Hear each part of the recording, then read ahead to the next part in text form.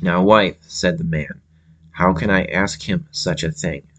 It is too bad, it is asking a little too much, and besides he could not do it." "What rubbish!" said the wife. "If he could make me emperor, he can make me pope. Go along and ask him. I am emperor, and you are only my husband, so go you must."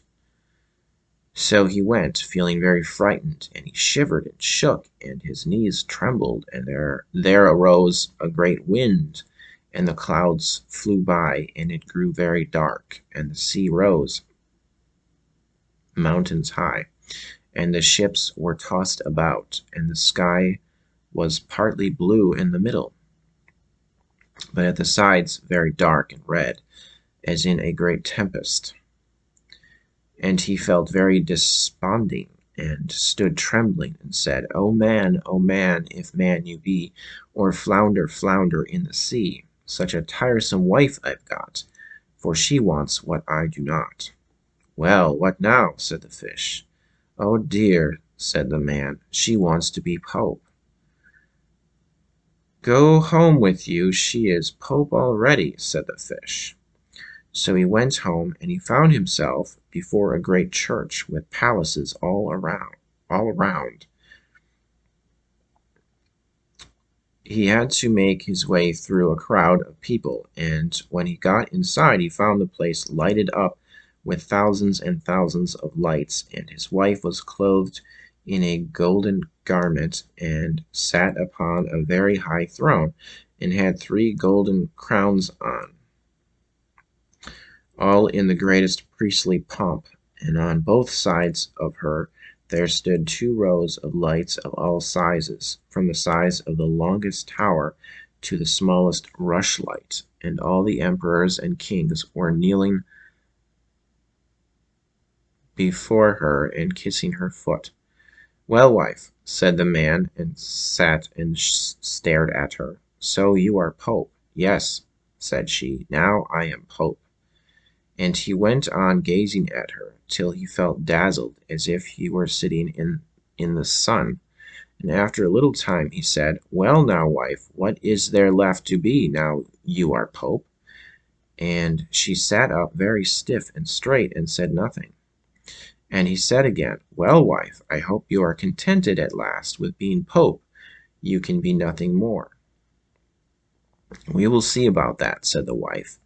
With that they both went to bed, but she was as far as ever from being contented, and she could not get to sleep for thinking of what she should like to be next. The husband, however, slept as fast as a top after his busy day, but the wife tossed and turned from side to side the whole night through, thinking all the while what she could be next. But nothing would occur to her, and when she saw the red dawn she slipped off the bed and sat before the window to see the sunrise, and as it came up she said, "Ah, I have it! What if I should make the sun and moon to rise?" "Husband," she cried, and stuck her elbow in his ribs, "wake up and go to your fish and tell him I want power over the sun and moon." The man was so fast asleep that when he started up he fell out of bed. Then he shook himself together and opened his eyes and said, "Oh, wife, what did you say?"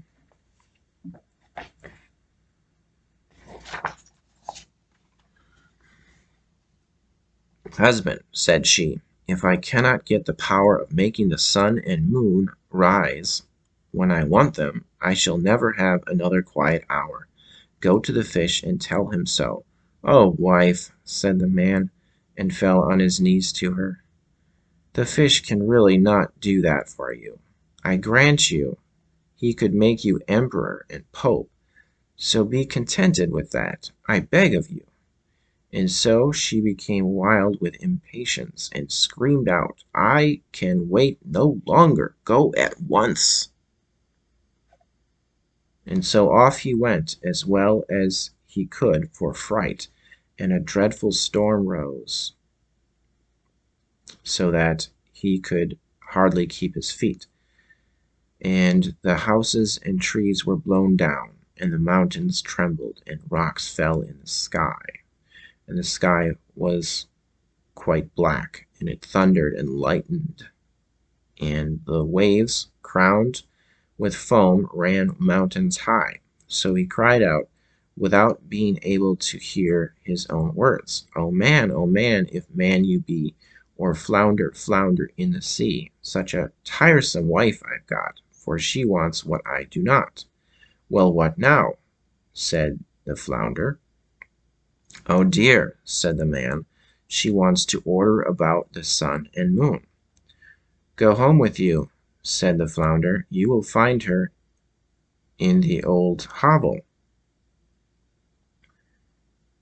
And there they are sitting to this very day.